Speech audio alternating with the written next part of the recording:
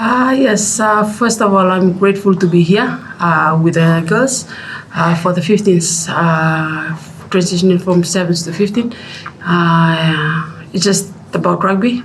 But yeah, right now it's a big challenge for me from 7th to 15 and playing my position right now, that is the flanker.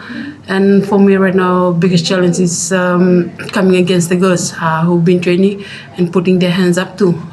For me right now, I'm very happy to be in the team and I'm ready to play for the World Cup. Yes, for me, just a message to the girls to go out there and be the best version of themselves.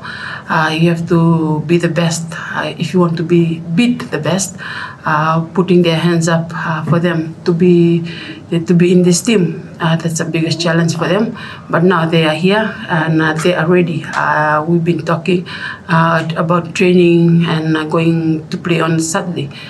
From them, they are just ready to go out there and play their hearts out.